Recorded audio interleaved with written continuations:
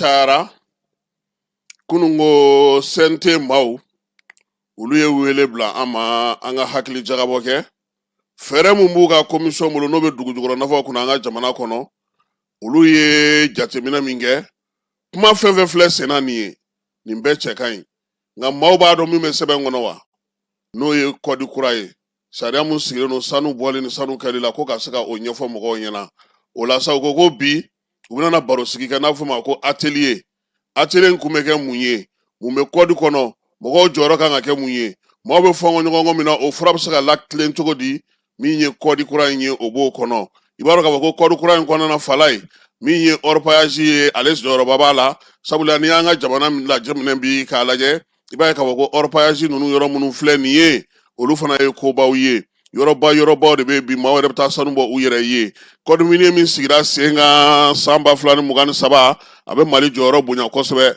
n'o y'a sɔrɔ fɔlɔ sanubɔyɔrɔ minnu lakodɔnnen don an ka jamana kɔnɔ n'an b'a fɔ olu ma ko sociétés kɛmɛ saradala n'olu tun bɛ 20 de di an ka jamana ma an ta kɛra 35 ye fasoden minnu b'a fɛ fana k'u sen don sanu baara la olu bɛ o 35 in o kɔnɔna na fala ye yɛlɛmaba min yɛrɛ kɛra a la kosɛbɛ o ye k'a fɔ Mali jamana yɛrɛ de ɲɛ bɛna jɔ ko ninnu na kosɛbɛ baara bɛ kɛ cogo di an ka sanubɔyɔrɔw la o bɛɛ tɛmɛnen kɔfɛ sa san 2 tɛmɛnen na baara min sera ka sigi sen kan a ye yɛlɛmaba don jamana ka sɔrɔ ka se ka yakubaya ni sanu ye min ye Mali jɔyɔrɔ min kun ka dɔgɔ fɛɛrɛ minnu kun sigilen don min ye sanubɔlaw ye o tun bɛ wari dɔw sara fala ye ko k'olu bɛɛ lajɛlen to yen k'a kɛ jamana yɛrɛ ka hakɛ a ka se ka taa wagane kɔnɔ min ye dugudenw ye n'olu ye sigida maaw ye marabolo maaw ye ko ka se ka yiriwali fana ta ka ɲɛsin olu ma baara bɛ se ka kɛ cogo min na bolodi ɲɔgɔnma kɔnɔna na olu ni sanubɔyɔrɔ cogo minnu b'u ka sigidaw la fala ye a ka ye yɛrɛ zen k'u ka baara a tɛ taa kɛ ni mayo ni di ye ka taa kɛ ni dɛbɛni dali ye ka t'u kɔ don ka furakisɛnin 2 di ka tɛmɛ n'u yɛrɛ ye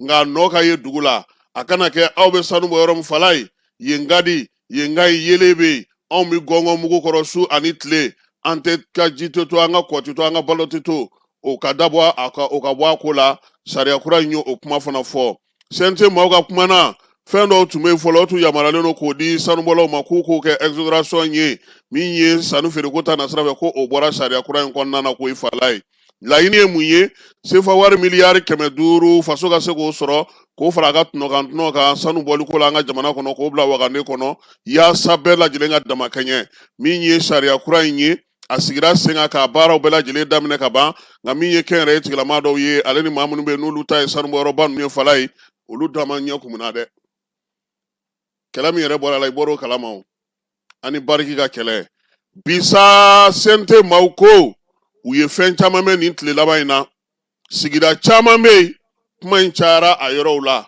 nka min bɛ yen n'o kan ka fɔ maaw ye o ye nin de bɛ sɛbɛn kɔnɔ aw bɛ se ka nin kɛ aw tɛ se ka nin kɛ n'u ye nin barosigi kɛ fala ye u yɛrɛ bɛ na min ye mission ye parlementaire ka se togodaw la ka se sigidaw la ka ɲɛfɔli kɛ maaw ye u k'a dɔn k'a fɔ ko sanuko yɛrɛ bɛ cogo di sɛbɛn ko cogo di maaw k'u ta n'u bila dɔn min ye ɲɛfɔli ye k'o kɛ a ko la o hukumu kɔnɔna na sa an balimakɛ dɔ bɛ yen i n'a fɔ alamisa o alamisa an bɛ kuma di maaw ma fala ye ale tɔgɔ ye ko Umar Gasama ale bɛ États-Unis kaw fɛ yen sanubɔyɔrɔ n'o ye damandaw ye olu kɛcogo ani sanu yɛrɛ kɛcogo ale miirina ye min ye an ka jɛ ka ale lamɛn.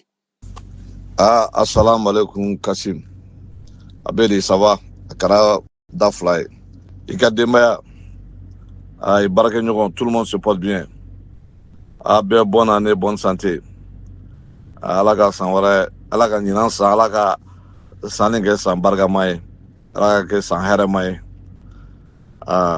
c'est à dire que n tun bɛ fɛ k'an da don orpaillage ko de la quoi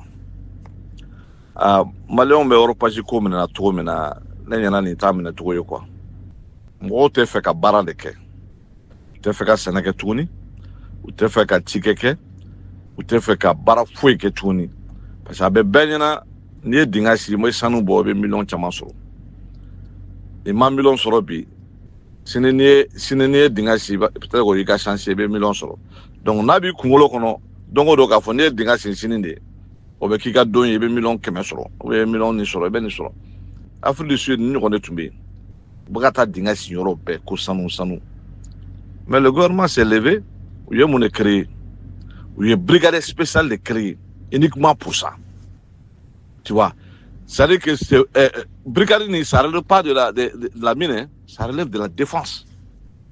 Il y a famille. Parce que ça, c'est un problème national. Il y a un problème, il y a du terrorisme. Parce que avec un dougoulot mon tien, dougoulot mega tien, tu sais qu'à reconstruire. Tu vois. Parce que il y a un Sénégal dougoulot là. Dougoulot flan élément de bas qu'on a. Ni ou détruit, ça n'a pas été qu'à tout quoi. Bon, Dieu nous flan ni. Avec un Dieu mouloumi, Malila, à Dieu mayama. C'est des dieux qui sont empoisonnés. Donc, à-bas, orange. Tu vois, il veut mourir ni kidney, demsen fitine à kidney maya donata borata. Faut éteindre une dieu. Parce que Dieu mounaba mi, a dit c'est qu'à purifier. Parce que femme moulube kala, pour lui chimique ni femme moulube kala, ça dit qu'à désintégré à un niveau moléculaire. Mon fille n'y a tissé qu'à y. Donc, il y a purifié tout tourner à mes dollars, des cas qui connaissent. Abi kono la fait un tien, abi ira un tien. Bon, j'ai qu'à connaître côté où.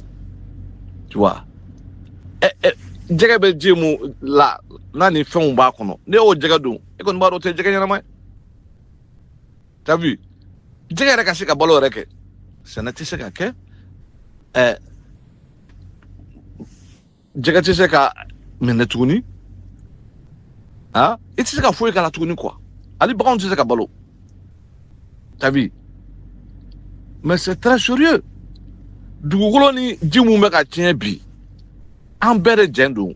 Mougon meta kata licencié ta ko a ben yoroni exploité ko sanu. Mais l'État yoroni yo. Yoroni ça appartient à l'État. Ça appartient à nous tous. En bere djendo. Donc ne connaît pas mon nini quoi gouvernement fait quoi. Aka loi kura labo. Loi mato mougon fin étranger. Et spécialement chinois.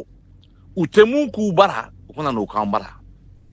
Ou qu'a interdit l'exploitation des mines artisanales. C'est-à-dire qu'on a interdit complètement quoi. À dégâts mouvements quoi, on sait qu'à réparer quoi. À c'était malais qu'à réparer. On va dégâts moun doit en quoi voilà. Mais moi tu sais qu'à mesurer parce que ou t'es ni sigda nous na. Pendant du mois, il faut que angabo émotion qu'on a là. On est sentimentalisme, on est humanité qu'on nous angabo le qu'on quoi. Loi et mou faut qu'appliquer quoi. Tant que nous de makere ni se ka dabla quoi. Comment rankele akasare kuno ni ma taka de bada bi mina kibla kasola. E gouverneur beti. C'est dire que Mali est kono quoi. Et sans nos exploitation licenciée ou qu'à réviser d'une manière sérieuse. Akana ke comme avec la tout maintenant 600 quoi. Sur nos dugou nous bébé tien. Et puis avec beke foiré. Mo si te fera bara wora ke ni sanu boni te quoi.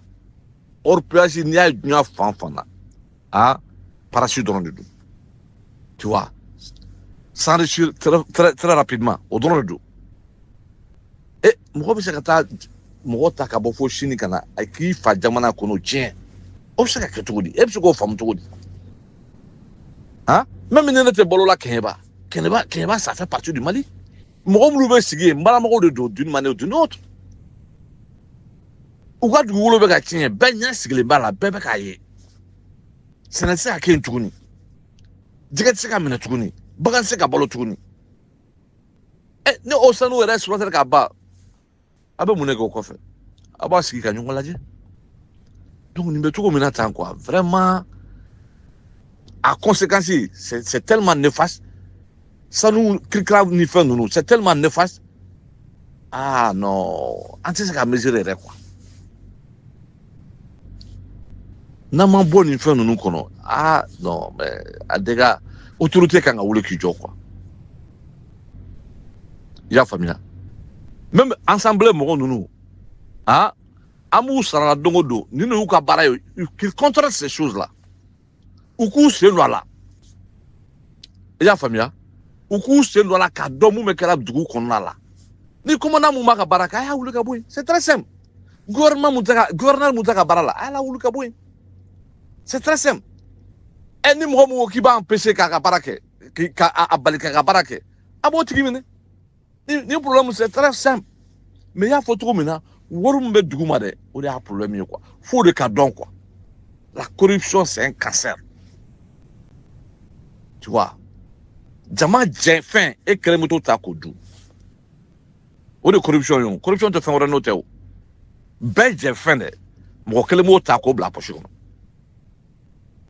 k'i sigi n'o ye foyi tɛ bɔ a la o de ye nin ye village kuturu ka fantaw tɔɲɔ